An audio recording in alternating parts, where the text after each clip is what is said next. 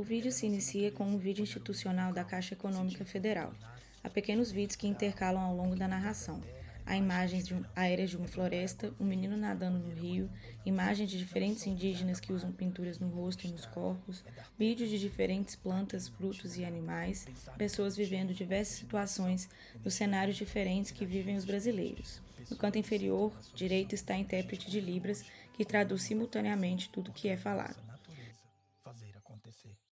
Inicia-se outro vídeo institucional do governo brasileiro.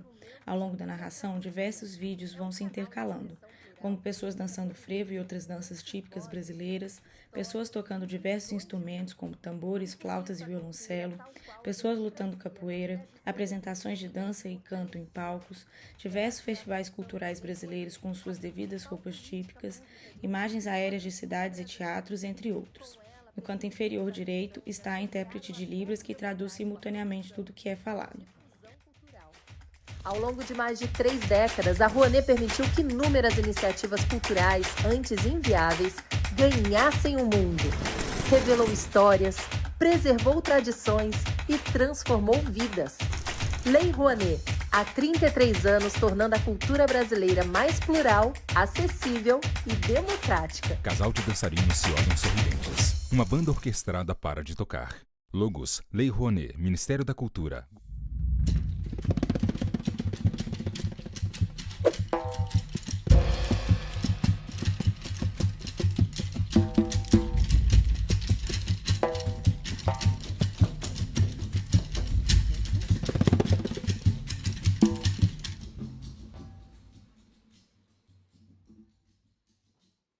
Boa noite. Leitura interior. A roda de conversa acontece no Teatro Afonso Arinos. Um grande toldo foi montado e ele abriga as diversas cadeiras da plateia e ao fundo o palco onde ocorre a roda de conversa. O palco, que possui uma longa mesa branca, os convidados se assentam por detrás desta. De frente ao lugar que cada um se assenta, colado na mesa de frente para a plateia, há uma caixa transparente de acrílico que carrega os livros que cada um escreveu, bem como seus nomes. Ao fundo, compondo o cenário, há um grande toldo xadrez em tons de vinho e azul escuro. À direita, há um grande banner em tons de roxo, verde e laranja, onde se lê Literatura, Encruzilhada e a Desumanização. E no alto, acima da mesa dos convidados, há uma grande faixa vermelha, cujo no canto direito lê-se Terceiro Fli Paracatu. Da esquerda para a direita, a primeira pessoa sentada é Calila das Mercês, uma mulher negra cujos cabelos de tom castanho escuro lhe estão presos em um rabo atrás da cabeça. Ela usa óculos retangulares de aro marrom e leva no pescoço o crachá dos participantes do evento. A segunda pessoa sentada é Carla Madeira, uma mulher branca de cabelos cacheados de tom castanho escuro, cujo comprimento lhe vai até os ombros. Ela traja camisa de tom amarelo claro. Leva no pescoço o crachá dos participantes do evento. A terceira pessoa sentada é Marcelino Freire, um homem branco de cabelos lisos e curtos de tom castanho escuro. Ele traja camiseta de botões de mangas curtas listradas verticalmente, de tons muito vívidos de laranja, vermelho, azul e amarelo. Usa óculos retangulares de aro preto e leva no pescoço o crachá dos participantes do evento. A quarta e última pessoa sentada é Zeca Camargo, um homem branco de cabelos curtos, lisos, de tom grisalho e barba de mesmo tom. Ele traja camiseta de botões estampada em tons de azul claro e branco. É possível ver a silhueta da plateia de frente ao palco e de tempos em tempos ela é filmada e está cheia. No canto inferior direito do vídeo em questão está o intérprete de Libras, que intercalam ao longo do vídeo, diferentes homens e mulheres que sempre trajam camisa preta. Eles traduzem simultaneamente tudo que é falado. Um dos vídeos que a gente mais falou lá, de um trabalho meu recente, tem a ver com talvez uma leitura interior, desse interior que na verdade é uma mente. Para mim é sempre o interior da mente no que eu estou trabalhando agora. Quem estava aqui comigo talvez o ano passado, a Lívia querida estava inclusive aqui em cima, talvez se lembre que eu falei de um livro que eu tinha começado, comecei, e estava muito entusiasmado, que era uma história de uma casa gay no São Paulo nos anos 70, que obviamente sobreviveu a uma ditadura militar. É o marca-passo. E eu estava... Esse livro avançou bastante e eu acabei deixando ele quieto porque um grande parceiro meu que começou o argumento comigo faleceu e eu tive, obviamente, uma resistência grande. E, apesar disso, a mente é inquieta, a gente vive escarafunchando as suas paredes internas ali, e eu fui buscar outras histórias ali, justamente para escrever. E, curiosamente, essa próxima, que então está bastante desenvolvida, que eu ponho longe aqui? Um pouquinho mais longe? Que eu fale mais perto, é isso, ao contrário? Ah, tá vendo? Por isso que eu gosto de bastão. Né? Depois que a Madonna inventou isso, a gente não tem mais sossego. Mas, enfim, realmente, até eu estou me ouvindo melhor aqui, na minha consciência. A história que eu resolvi investir, ela inevitavelmente tem a ver com música, e eu falei no ano passado aqui, justamente, a gente tinha um outro tema aqui, um outro desenvolvimento, mas eu falei, nossa, a gente que escreve sempre ouviu o velho adágio, escreve primeiro sobre o que você conhece. Né? É sempre mais fácil, mais honesto, mais prazeroso e, eventualmente, você vai criar uma identificação maior com as pessoas que vão ver uma verdade naquilo que você está escrevendo. E eu, mais uma vez, fui atrás. Eu estava escrevendo sobre uma coisa que eu não conheço exatamente, porque eu não vivi os anos 70, sobretudo a vida noturna de São Paulo nos anos 70. Eu tinha 10 anos na época em que o livro, esse anterior, que chama-se Dreams, começa, é 1973, e eu estava escrevendo muito baseado em pesquisa. E eu, um pouco seguido por isso, e pelas tais vozes internas, eu resolvi falar sobre a minha geração, e a minha geração com relação à música, justamente. Eu sou, musicalmente, artisticamente, eu diria até um filho dos anos 80. Né? Foi o ano que eu comecei a entrar na faculdade, o ano onde eu comecei, digamos, a escolher, fazer as minhas escolhas de cultura, o que eu ia consumir. Né? Eu podia escolher qual é o filme que eu queria ir, eu não tinha que ouvir os discos que meus pais compravam, que, aliás, era uma coleção bastante interessante, mas eu já, no final dos anos 70, você fala que eu tive uma educação musical esquizofrênica, porque eu gostava de punk e discoteca, que são dois gêneros que não conversam muito, ou até conversam, e hoje em dia mais ainda. Mas foi nos anos 80 que eu falei, bom, essas são as bandas que eu gosto, esse é o tipo de som que eu gosto, esses são os terrenos que eu gosto de explorar musicalmente. E isso coincidiu, sobretudo no Brasil, com uma grande explosão criativa. Eu sou filho, sim, dessa geração 80, que vai da literatura até as artes plásticas, mas, sobretudo, para mim, que comecei no jornalismo pela cultura, pelo jornalismo musical, e pelo menos a primeira parte da minha carreira de jornalista ela foi ligada a isso, aí, mais especificamente a música, eu falei, eu vou falar sobre isso, e sobre essa geração. E numa revisão ali, numa filtragem do que exatamente eu queria falar, eu me dei conta que sim, uma geração que foi extremamente afetada por uma coisa chamada AIDS. Né? Ídolos meus morreram, pessoas que eu entrevistei morreram, poetas que me inspiraram morreram, vozes que eu ouvia morreram, e eram pessoas completamente brilhantes, assim. São brilhantes até hoje. Nós ouvimos eles até hoje. A gente busca, muitas vezes, inspirações nessas músicas, nessas vozes, nessas canções. E eu, ao mesmo tempo, hoje em dia, onde, obviamente, a AIDS não é mais uma sentença, sobretudo, né? É ainda um estigma, como a gente sabe bem, mas não é uma sentença. Eu comecei a ficar um pouco revoltado com o que essa doença me tirou naquela época. Né? Esses ídolos que eu tinha e que foram ceifados justamente ali. E são pessoas até hoje, eu considero elas como almas vivas, assim, brilhantes. E eu comecei a me perguntar o que se passava, e aí as leituras internas que eu estou tentando entrar no cérebro dessas pessoas brilhantes e tentar imaginar o que é ter tanto a dizer, que todos eles tinham, e não ter tempo para isso. Né? Da inconformidade de uma morte bastante prematura, de uma consequência de uma vida que talvez, na época, até hoje ainda mas que fosse mais condenável, da consequência da imagem pública que essas pessoas teriam, mas, sobretudo, da impotência de ter, de um lado, um talento infinito da palavra e um tempo ultrafinito na sua cronologia. Eu sabia As pessoas sabiam que elas não tinham muito tempo de vida. O tempo era contado em meses, semanas e, eventualmente, dias ali. E aí eu fiquei feliz com esse tema, porque justamente essa é uma voz interna. Eu estou tentando inventar, com uma dificuldade enorme, porque, obviamente, quando eu falo de pessoas assim, tem pelo menos 3 que devem ter passado pela cabeça de vocês. Renato Russo, Cazuza, Freddie Mercury, né? Mas tantos outros, né? O integrante da banda B-52s, que para mim foi uma game changer, assim, hoje, para as pessoas da minha idade, é um dia muito importante. Faz 45 anos que foi lançado Wild Planet, com My Own Private Idaho e Devils in My Car. Uma pessoa dessa banda morreu. Não era o vocalista, o Fred está aí até hoje, mas a AIDS foi cortando muitas dessas coisas, muitas dessas inspirações. E o que eu estou fazendo agora é justamente uma reconstrução disso. O personagem que eu crio não é nenhum deles. Eu não teria a ousadia de fazer uma biografia das pessoas incríveis, até porque todos eles já ganharam biografias e ultra minuciosas, ultra detalhistas, e eu, até pela experiência da própria Elza, me sinto um pouco incomodado de fazer a biografia de alguém que não está vivo. É o contrário do Rui Castro, que só faz de quem já morreu, e por razões brilhantes que ele sempre tem, com os livros brilhantes que ele apresenta sempre.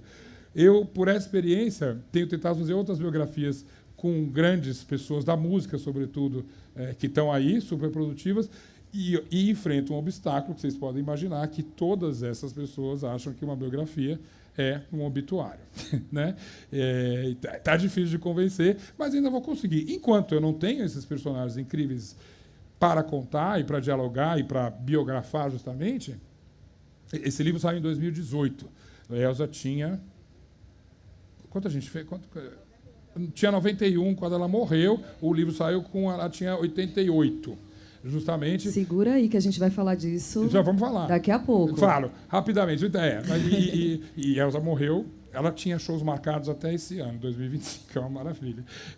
Então, eu não tenho mais esse material precioso, eu estou criando, baseado nessas histórias, mas, sobretudo, e muito, na nossa oficina, eu li 2 capítulos desse livro, que são experiências minhas também. Eu tive contato com esses artistas todos, eu vivi isso, eu sei o que é o bastidor.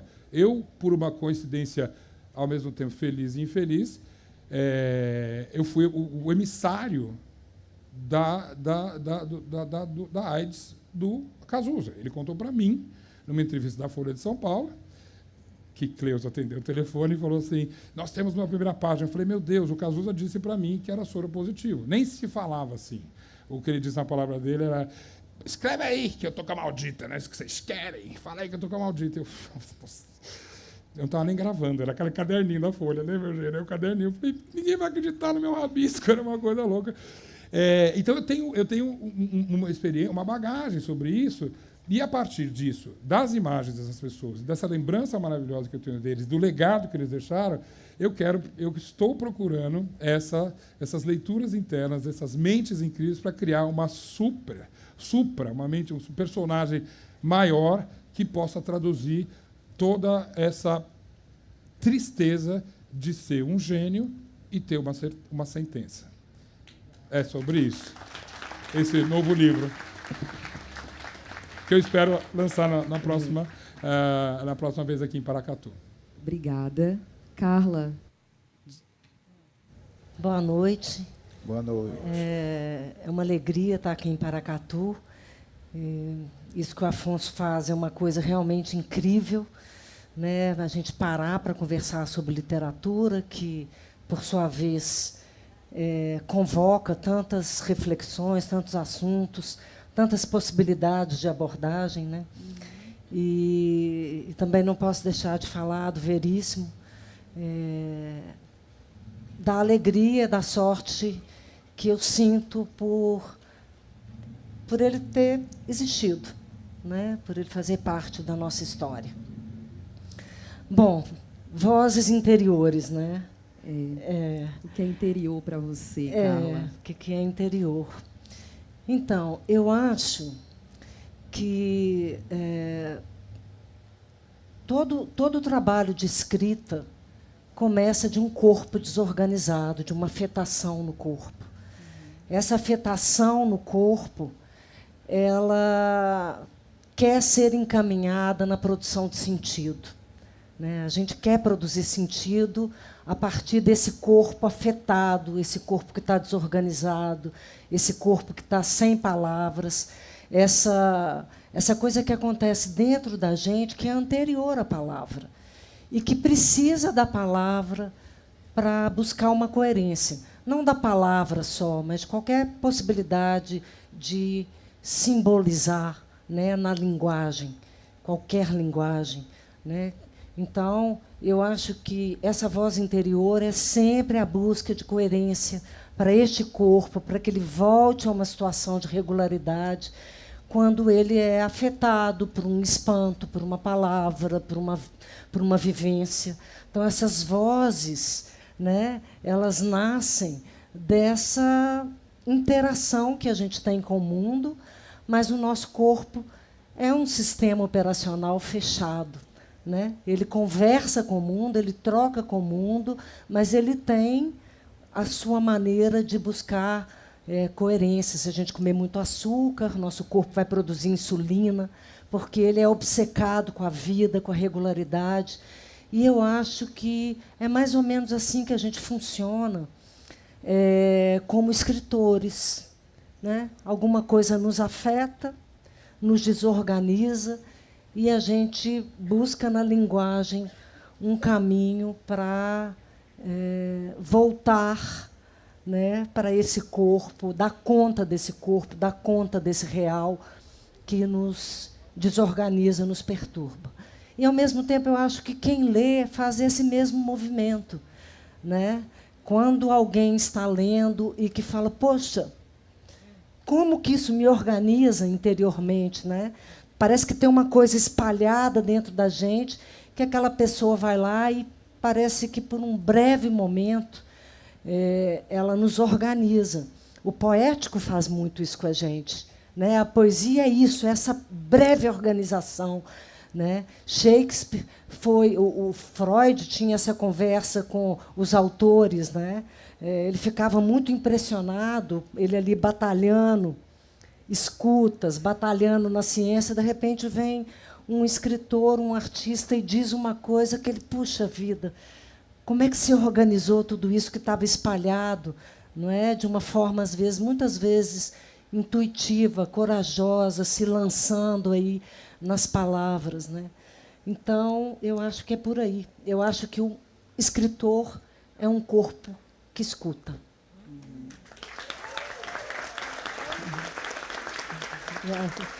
Muito obrigada. Marcelino Freire, o que é interior para você? Eita, muito boa noite. Boa noite. Que alegria estar aqui, Zeca.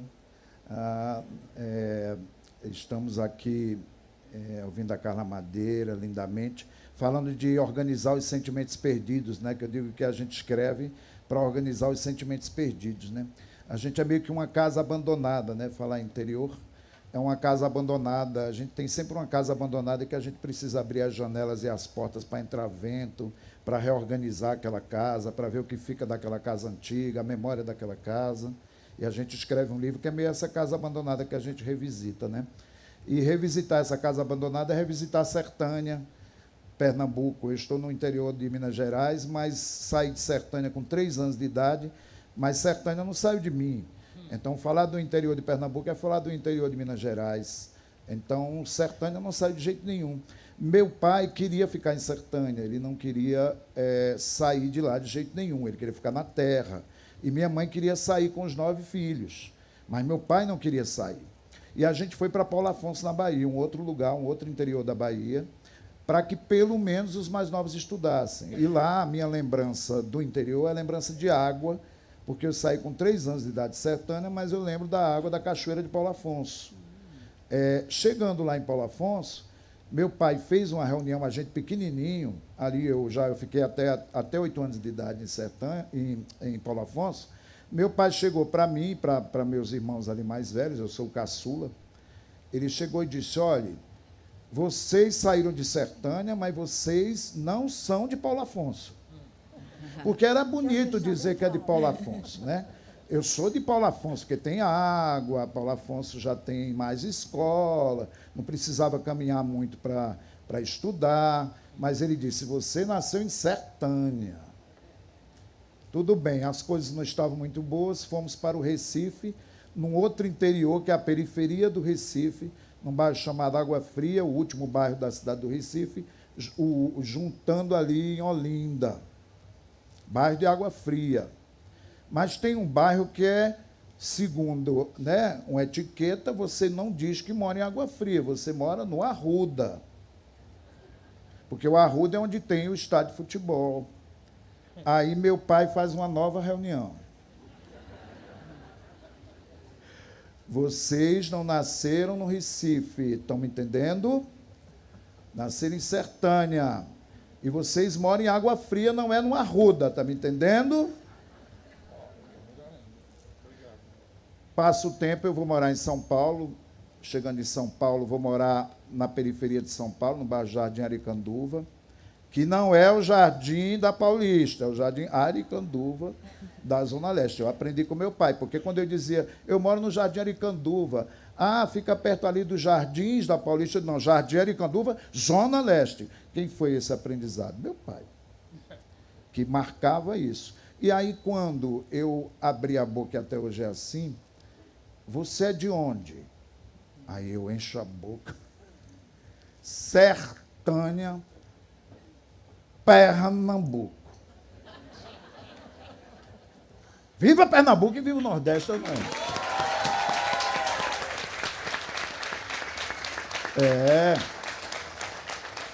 Eu não sabia, Kalila, que essa afirmação era uma afirmação importantíssima para o que eu venho a escrever, porque o que eu escrevo bebe em toda essa fonte, toda essa palavra nordestina sertaneja, nas rezas sertanejas, nas ladainhas sertanejas, nas queixas sertanejas. Se eu for falar de um outro interior, eu vou falar do interior, já morando no Recife, que é o que eu lembro mais, do interior debaixo de um mosquiteiro.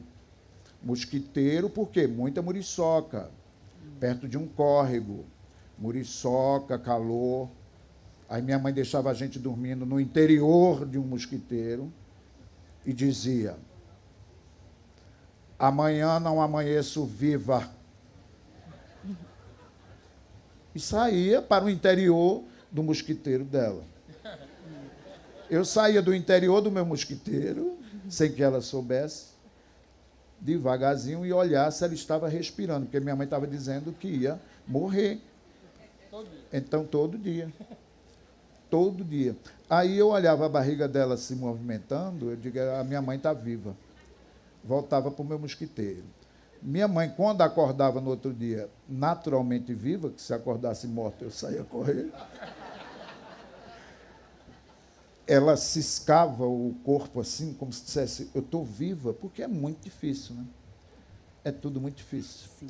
Eu guardei muito no interior de mim os gemidos, as ladainhas. Quando se reza muito, ixi, Maria, não está bom o negócio. Ah, Maria, graças com você, meu Deus, oh, meu Jesus, oh, meu Deus, oh, meu Jesus, ai, meu Deus, oh, meu Deus, ai, Jesus, oh, meu Deus. Eu tenho um trauma sonoro com isso, porque é mesmo, é um, ai, meu Deus, espantar uma coisa, espantar as muriçocas com o mosquiteiro, mas espantar uma dor, então se reza muito. 6 horas da tarde, a luz baixa e reza. Ah, meu Deus, Jesus, meu Jesus.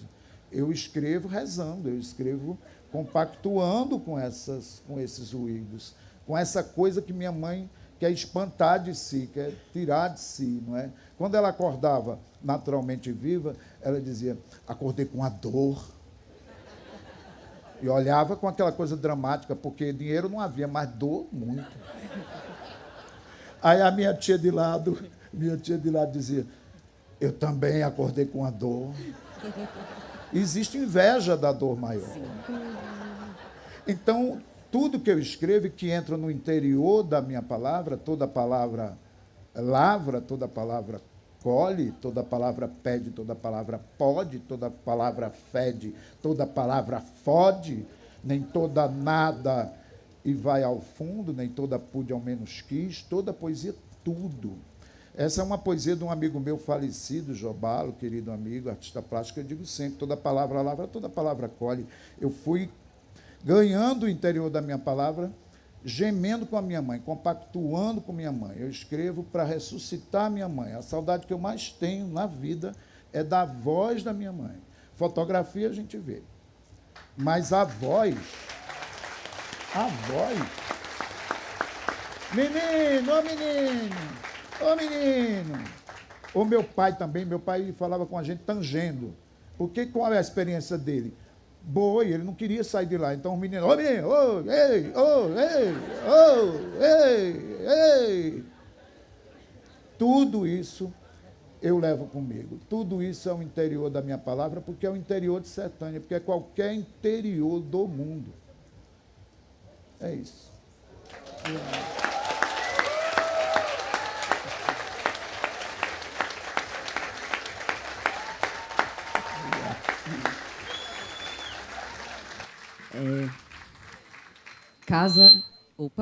Casa abandonada para entrar vento, né, Marcelino?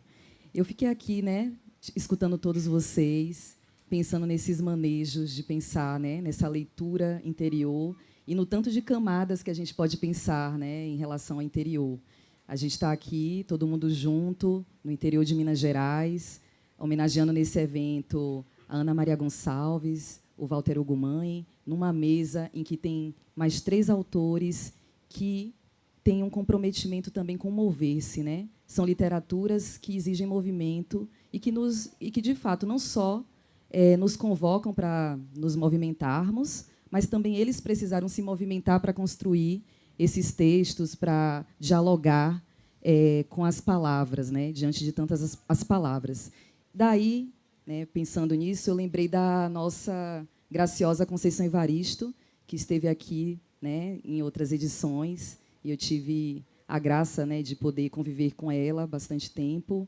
E ela quando ela alcunha, né, uma das poéticas, um conceito chamado de escrevivência, ela nos convoca a pensar no individual, que também é coletivo. É pensar num eu que, na verdade, está trazendo uma escrita de nós. E é algo que eu percebo na literatura e na escrita de vocês, que tem esse comprometimento também em pensar em uma partilha. Então, eu queria saber como é para vocês, né, desenvolver esses textos, como é esse fazer e esse partilhar a partir de uma escrita nossa. Eu quero começar agora pela Carla. Por favor, Carla. Ok.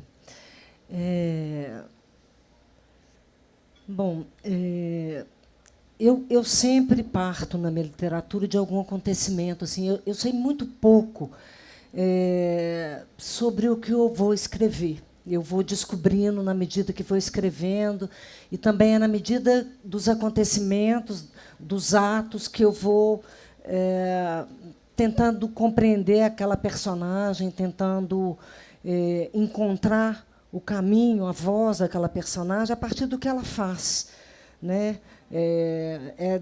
Olhando para aquele ato e tentando compreender o que vem antes e o que vem depois, né? Tentando fazer as hipóteses. E se aconteceu isso? E se acontecer aquilo? Não é? Então, nunca parto assim de um propósito, de um tema, quero falar sobre esse assunto. É sempre muito particular ali daquelas personagens que estão envolvidas, né? Então, foi assim com Tudo é Rio e com Véspera, que partem de acontecimentos que me espantaram, me assombraram e que me fizeram fazer esse exercício da condição humana mesmo. Somos capazes de tantas coisas na nossa condição humana, nas circunstâncias que, às vezes, a gente experimenta. Eu falo muito de famílias nos meus livros, porque, de fato, eu acho que a família é esse primeiro lugar onde a gente experimenta essas potências de bem e de mal que a gente tem, esse interior, essas vozes, essas vivências, esse olhar para o mundo, a voz da sua mãe rezando, é o radinho de pilha do meu pai, que eu escutava no domingo e que me angustiava demais, porque no dia seguinte era dia de ir para a escola. Então, eu acho que essas sonoridades da casa, dos primeiros olhares para o mundo, são coisas que vão com a gente para a escrita. E eu parto sempre deste acontecimento, dessa observação, desse espanto inicial, para tentar encontrar essa história, para tentar encontrar esse caminho das personagens. Então, Tudo é Rio, eu comecei muito despretensiosamente, não estava pensando em fazer um livro, nunca me coloquei o objetivo de ser uma escritora, mas trabalhar a linguagem, estar imersa no exercício criativo, sempre é ocasião de muito prazer para mim. Não sou aquela autora atormentada, em sofrimento.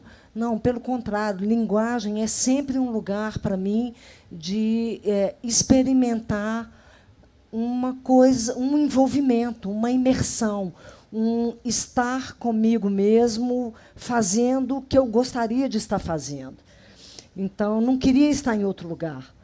E aí começo Tudo é Rio, como essa experiência despretensiosa, e, de repente, me vejo escrevendo uma cena tão brutal que me paralisou por 14 anos. Então, não conseguia sair do lugar, não conseguia ter recursos para lidar com uma violência que eu propus. E aí, depois de 14 anos, volto para a escrita do livro. Fico hoje, em retrospecto, tentando imaginar o que me fez retomar essa escrita. Me lembro de... eu estive no Festival de Cannes, o Festival de Publicidade de Cannes, e vi uma poeta, e estava numa época em que a tecnologia estava encantando todo mundo, as palestras tinham muita tecnologia, muito som, muita imagem, e, numa das palestras que eu fui, auditório lotado, tinha uma poeta, que era uma mulher miúda, cabelinho anelado, um vestidinho meio macabeia. Ela entra naquele palco lotado de gente na plateia e ela começa a falar um poema. Ela começa a contar a história de uma mãe com sua filha. E foi aquele silêncio, e eu não vi no festival nenhum momento de conexão como aquele. Foi a maior conexão que eu vi no festival. E eu fico achando que foi ver essa poeta, porque saí de lá pensando na força de uma história bem contada, na força do poético e na força daquela mulher. E eu acho que foi isso que me fez voltar para a escrita.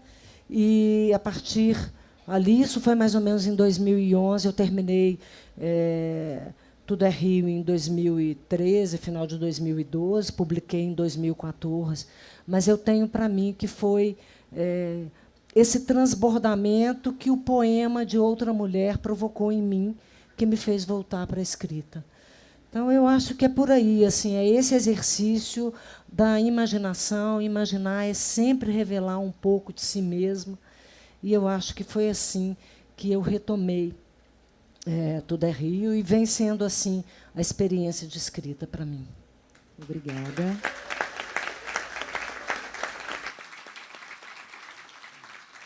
Vou seguir, Marcelino. Eu estou aqui assim, gente, meio apavorada, que a qualquer momento vai aparecer uma placa ali, mas segurem aí comigo.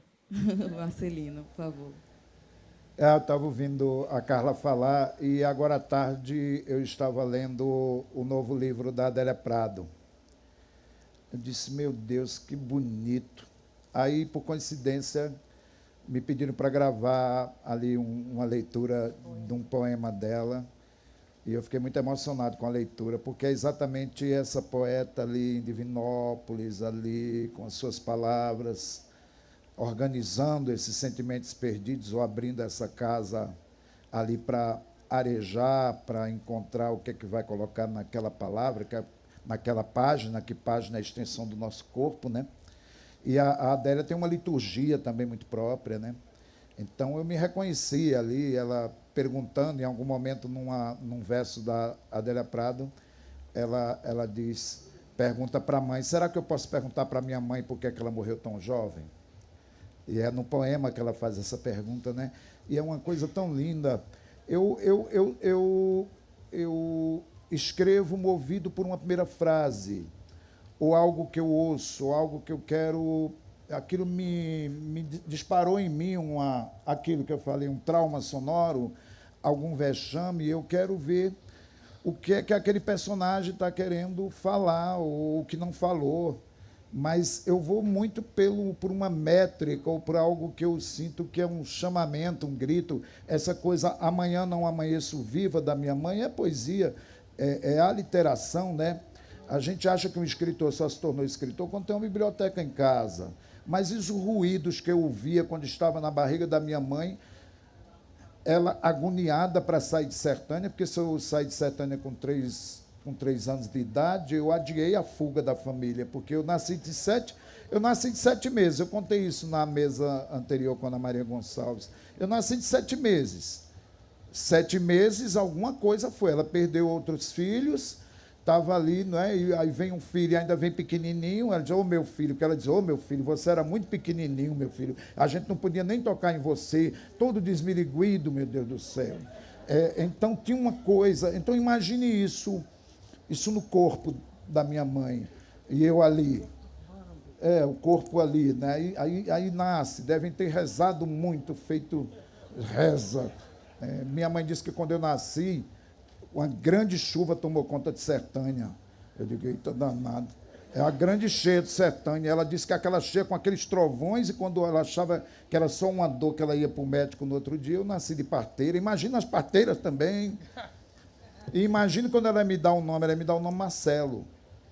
Aí ela disse, quando eu ia dar o nome Marcelo, que toda a vizinhança foi ver o menino que tinha nascido, chegou um grupo de professoras e disse, não dê nome Marcelo, não, dê Marcelino, que assistiu um filme tão lindo.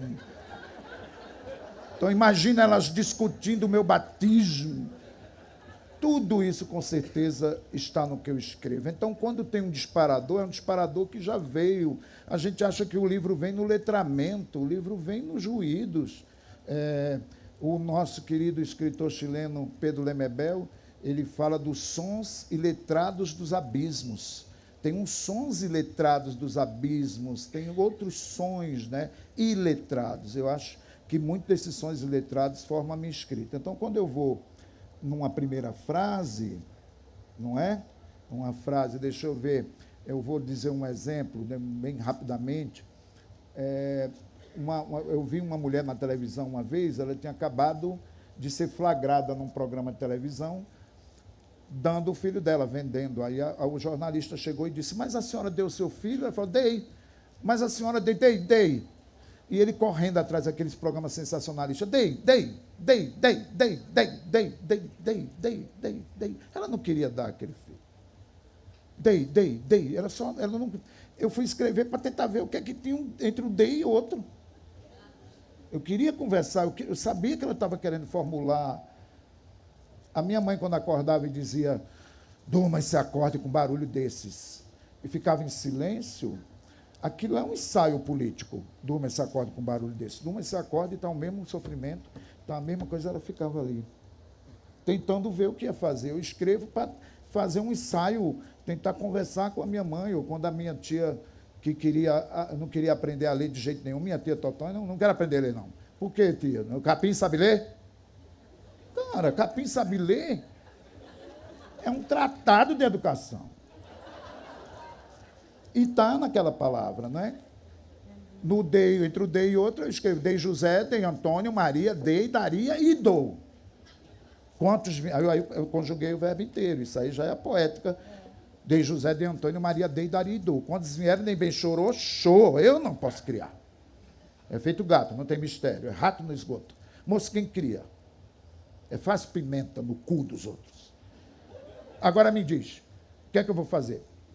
Aí ela vai dizendo, nem remédio, aí vai contando tudo. Eu faço mais do que muita mãe faz ali. Leva o filho para a escola e abandona. Leva o filho para o shopping e abandona.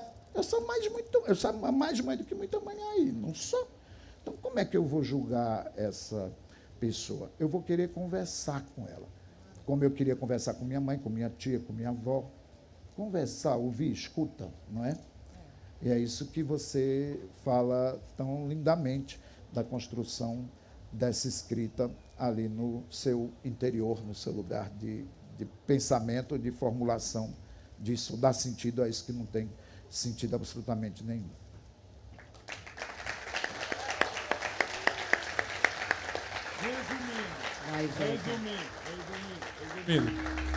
Resumindo, eu escrevo para provar que é possível, né? Para mim mesmo. A ética não é a literatura, ouvi coisas incríveis aqui sobre isso, mas, parafraseando levianamente o que vocês disseram, se não for para todo mundo, não faz sentido.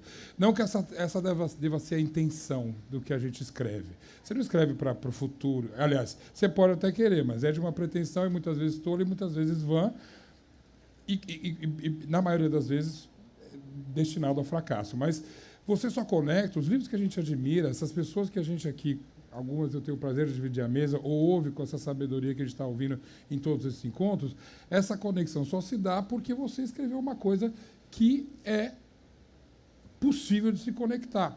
Não, novamente, na intenção, mas na forma final que ela chegou, né? Quando eu disse que a ética não é literatura, ela pode, inclusive, ser escrita com a beleza da literatura. Nada impede que as coisas que a gente postula no enunciado de ética tenham essa beleza. Mas a gente quer, sim, conectar com as pessoas. Eu já briguei muito com autores, amigos meus, que dizem que não estão nem aí se o livro vai ser lido ou não, que eu acho que é uma pequena traição ao próprio ato de escrever, que sim é solitário, e sim, seja no prazer ou na angústia. A gente brincou na nossa oficina aqui muitas vezes, você disse que eu estou feliz, né? Parafraseando a música linda também, quando eu estou com você, eu estou do lado da paz, que é, né, escrevendo, mas tem gente que escreve porque tem uma angústia enorme para escrever. Esse caminho me importa muito, muito pouco. Eu, em todas as coisas que eu escrevi, meu caminho vem do jornalismo. O primeiro livro realmente original que eu escrevi, acho que foi essa biografia, e as tentativas todas de ficção vêm um pouco dessa. É sempre numa tentativa de me conectar com as pessoas. Então, sim, é um ato solitário, sim, é um desafio que eu me coloco. Eu, ao tentar entrar na mente de pessoas que eu admiro demais, várias vezes eu falo, coitado, você está achando, né, que você vai falar como esses caras, vai pensar como esses caras, como esses artistas. E, na verdade, é importante para mim ter esse desafio. Eu contei rapidamente na nosso workshop, que tinha. Eu descobri, quando meu pai morreu, a viúva dele veio me dar, olha, seu pai guardava isso com muito carinho. Era uma redação que eu tinha feito com 12 anos de idade, que não tinha letra A. E eu não sei exatamente, mas que professora é essa que passou uma lição dessa, mas provavelmente ela passou um desafio qualquer, e eu falei, bicho, zoológico, tigre, leão não podia, essas coisas todas. Mas isso, quando eu vi, meu pai faleceu em 2007, eu falei, é isso que parece que desde pequeno eu procuro na escrita, um desafio. Eu tenho que tenho que justificar isso aqui. É um esforço que eu faço. Eu tenho uma vida ligeiramente conturbada, e se eu escrevo não é para ser qualquer coisa. É alguma coisa que vai me fazer acreditar que é possível, e essa crença, ou melhor, esse resultado, vai me conectar com esses leitores. O retorno que eu tenho, o que eu procuro, e não é exatamente um atestado de vaidade disso, mas uma transparência, é de uma conexão, inevitavelmente, né? Eu me conecto com todas essas pessoas, esses autores e autoras geniais que estão aqui.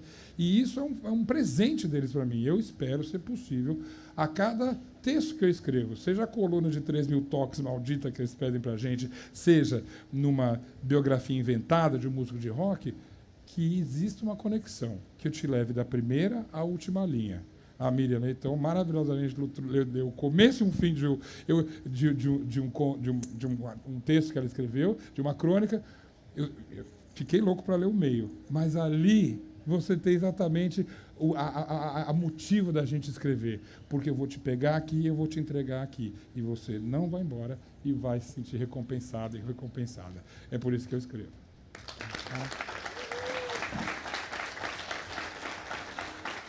Bom, a gente tem pouco tempo.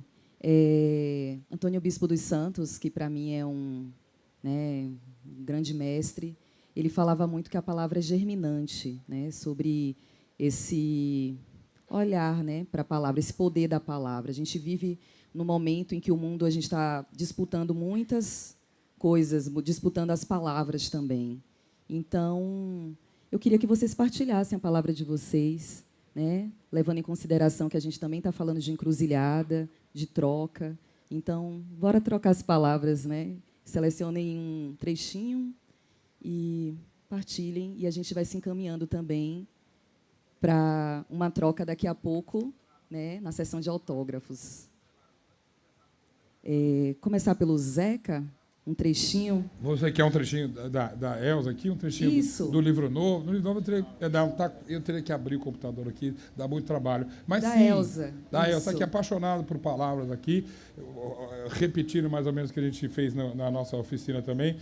Eu tive uma influência enorme quando eu era pequeno, de um cara que talvez vocês conheçam, chamado Milor Fernandes. Eu ia para a casa do meu tio, que era um grande poeta, que era o Cacaso, e eu lia as coisas do Milor Fernandes, com 10 anos de idade. Eu era completamente louco com isso, e acho que essa paixão por palavras foi isso. E as letras, a palavra, o som delas todos. Eu, quando comecei a Elza, eu tinha certeza que tinha que escrever uma coisa que justificasse a mulher que eu estava retratando ali, justamente. E com beleza, com a poesia, com a verdade dela, mas, sobretudo, com algo que impactasse e a fizesse sentir especial. A capa do livro diz muito. Eu descobri, no meio da nossa conversa, que Elza é o pronome máximo, né, feminino, ela, com um Z no meio. Né? E eu falei, eu estou nessa história, eu tenho que honrar isso aqui. E eu fiz um primeiro parágrafo, todo em cima da letra Z. Não só por vaidade, como eu disse, mas porque eu tinha que fazer parte, eu estou fazendo parte dessa história. Então, eu tenho que apresentar ela cheia de Zs. O primeiro parágrafo, ele funciona mais lido, porque vocês vão ver as letras Zs, mas, obviamente, cultos que somos, vocês vão entender ou perceber todas as letras Zs que tem nesse primeiro parágrafo. Ela precisava de um Z no destino e ganhou um logo quando nasceu. Foi batizada de Elza. Foi seu primeiro zumbido de zilhões que viriam depois e ainda vem. Que outro nome podia ser mais adequado para a mulher que transformou em som a sua fúria. Fúria que em sua trajetória não é só sinônimo de ira, mas também de paixão. Essa é a história da Elza que zombou da Ziquezira. Chamou para zoeira, tirou da zica e da dor prazer e luz, fez zunir até a letra X, cobriu-se de êxitos, deslumbrou os palcos com exuberância, sobreviveu ao exílio. E mais, zelou por seus amores, zangou-se com o que não achava certo, ficou zonza com as tragédias pessoais, de cada uma delas saiu meio zen, e retomava o caminho que percorre até hoje, nunca em linha reta, mas zigue-zagueando como lhe convém. Obrigado. Obrigado. Fazendo só com Z. O desafio, me pus. Agora tem que botar Z nesse primeiro parágrafo, exatamente. Carla, por favor. Bom, gente, eu vou ler um capítulo do livro novo, que não foi lançado ainda. Que está sendo feito, então tudo pode mudar. Né? Mas eu fiquei com muita vontade de fazer essa leitura aqui, fiquei na dúvida de qual parte. Escolhi uma parte aqui, vou ler para vocês. 1986. O policial Ferola estava com fome quando Dom cruzou seu caminho. Não havia nenhum pão dentro do saco pardo sobre a mesa, embora ele, o saco, permanecesse estufado como se houvesse. Segundo o policial Ferola, nenhum pão de ontem se encontrava na mesa de manhã cedo. Eu me lembro perfeitamente bem, disse para si mesmo, convencido de ser um investigador de primeira a quem nada escapa. Que, quando fui me deitar, eles estavam lá, não apenas um, mas 2 pães franceses. Também não há hoje nenhum pão de hoje sobre a mesa, o que faz com que o policial Ferola deduza irritado que ninguém acordou para ir comprá-lo. Alguém que tivesse por mim a mínima consideração teria agido com a mínima consideração numa segunda-feira de manhã, conclui Ferola com seus botões atormentados, enquanto se consome de raiva. Há claros indícios de sacanagem. Descarados farelos delatores que comprovam que Berenice, sua digníssima esposa, além de cair no bingo com as amigas safadas do salão e chegar de madrugada em casa como se domingo não fosse véspera de segunda, comeu não apenas um, mas 2 pães franceses, sendo que pelo menos um deles, não é pedir muito, pelo menos um deveria estar sendo mastigado por Ferola nesse exato instante. A vadia chega a ser incapaz de tirar o ar do saco de pão, o que evitaria a ilusão, seguida da rápida desilusão de que havia um pão dentro do saco. Sou eu que vou sair para trabalhar, enquanto ela se dedicará às próprias cutículas. E eu pergunto, onde está a Berenice, que não está aqui, pelo menos para ouvir o que merece? No banheiro, claro, apagando as provas, lavando a imunda. Vai demorar, com o chuveiro estridente ligado, até eu não poder pensar em outra coisa que não seja a conta de água e luz no final do mês, a ponto de esquecer da água suja que escorre entre suas pernas. Eu pago a metade das contas, é o que ela dirá com desprezo, mão na cintura e ares de desaforo. E se eu abrir a boca e despejar umas verdades, a gente só divide ao meio as contas. O consumo você encara praticamente sozinha. Aí o céu desaba. Com esse estado de espírito, alimentado pelo buraco do estômago, o policial Ferola saiu de casa reclamando com rancor um pão velho para amaciar na frigideira. Estava atrasado para render na delegacia os plantonistas de fim de semana. Decidiu parar num bar no caminho para tomar café com leite e, finalmente, comer um pão na chapa decente. Por uma dessas picuinhas de um dia ruim, a fila do caixa estava enorme e o pão acabou logo na sua vez. Irritadíssimo e com vontade de chutar um cachorro, lembrou-se de uma palestra, muito chata, por sinal, que fora obrigado a assistir, de uma mulher de voz pastosa, com um pigarro pendurado na corda vocal, forjado por anos de nicotina, que afirmava categórica que a fome aumenta a agressividade policial. Muito açúcar no sangue faz um sujeito ficar destrutivo. Um homem doce, segundo a ciência, encharcado de neuropeptídeos, substância que leva a fome para o cérebro, faz merda, ela dizia e tossia.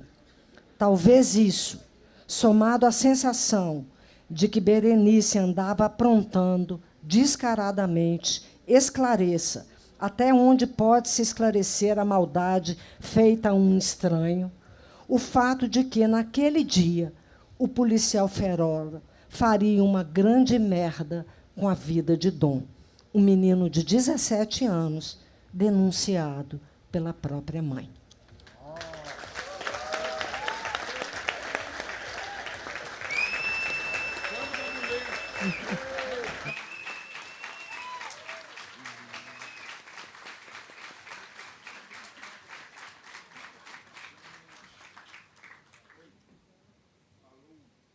O Marcelino agora.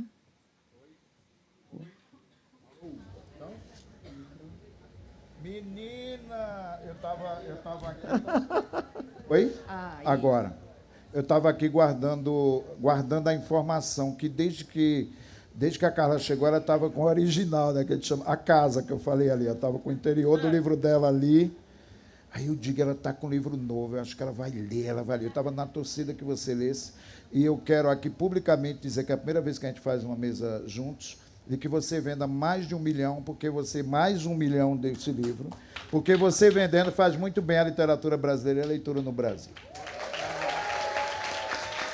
Todos precisamos vender, mas é importante que eu diga que o sucesso de uma escritora na literatura é o sucesso de toda a literatura contemporânea.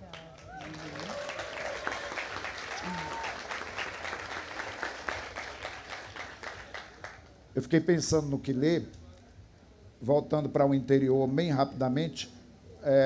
No interior, na primeira pergunta, eu ficava num quarto da bagaceira, que era o quarto que a família deixava as bagaceiras, as coisas, eu ficava ali lendo. Era ali onde eu me recolhia. Era ali onde eu ficava lendo Veríssimo. Tem que lembrar aquela coleção Para Gostar de Ler. Para Gostar de Ler.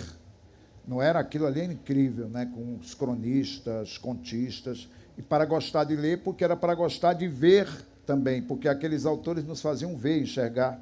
Veríssimo é o superlativo de ver, porque ele nos ajudava a enxergar o mundo, né? E os textos dele vão continuar aí.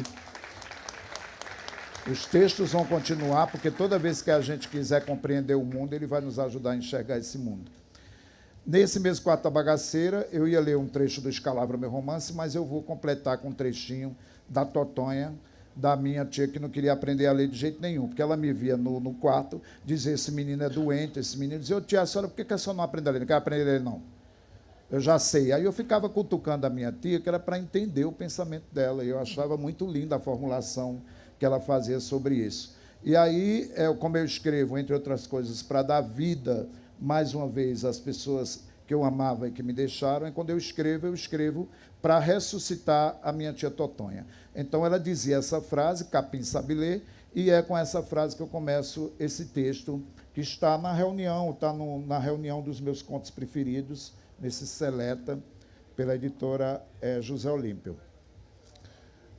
Capim sabe ler, escrever. Já viu cachorro letrado? Científico. Científico era uma palavra que minha mãe gostava. Meu filho está no científico. Ela não sabia o que era, mas científico é uma palavra muito bonita, né? Por isso que eu ponho lá, está entendendo? Ali está a minha mãe também. Vamos lá de novo. Capim sabe ler, escrever, já viu cachorro letrado, científico, já viu juízo de valor, em que eu não quero aprender, dispenso. Deixa para a gente que é moço, gente que ainda tem vontade de doutorar, de falar bonito, de salvar a vida de pobre. O pobre só precisa ser pobre. E mais nada precisa. Deixa eu aqui no meu canto, estou bem. Na boca do fogão é que fico. Já viu fogo e atrás de sílaba? O governo me deu dinheiro da feira, o dente, o presidente e o vale doce e o vale linguiça. Eu quero ser bem ignorante. Aprender com o vento, está me entendendo? Demente, como um mosquito na bosta ali da cabrita, que ninguém respeita mais a bosta do que eu. A química. Tem coisa mais bonita, a geografia do rio mesmo seco, mesmo esculhambado, o risco da poeira, o pó da água. O que é que eu vou fazer com essa cartilha? Número. Só para o prefeito dizer que valeu a pena o esforço? Tem esforço, mais esforço, meu esforço. Tem esforço, mais esforço que meu esforço. Todo dia há tanto tempo desse esquecimento, acordando com o sol. Tem melhor beabá, soletrar, se a chuva vem? Se não vem, morrer já sei, comer também. De vez em quando ir atrás de preá, caruá, roer osso de tatu. Adivinhar quando a coceira é só uma coceira, não uma doença. Tenha santa paciência. Será que eu preciso mesmo garranchear meu nome só para a professora aí ficar contente? Ô, dona professora, que valia tem meu nome numa folha de papel? Me diga honestamente, coisa mais sem vida, um nome assim, sem gente. Quem está atrás de um nome não conta? No papel eu sou menos ninguém do que aqui no Vale do Jequitinhonha. Pelo menos aqui todo mundo me conhece, apelida. Vem me chamar Totonha, Totonha. Quase não mudo de roupa, quase não mudo de lugar. Eu sou sempre a mesma pessoa que voa. A melhor sabedoria é olhar na cara da pessoa, no focinho de quem for. Eu não tenho medo de linguagem superior. Deus que me ensinou. Eu só quero falar a língua que só passarinho entende. Entende? Entende? Entende? Não preciso ler, moça. Prefeito que aprenda, o doutor. O presidente é que precisa saber ler o que assinou. Eu é que não vou baixar minha cabeça para escrever. Não vou. É isso. Aplausos para minha tia Totonha,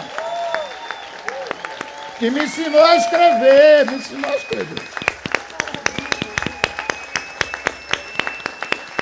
Obrigado, amada. Para... Obrigada.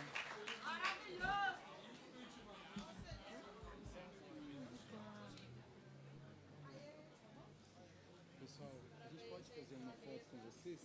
Só se levantar.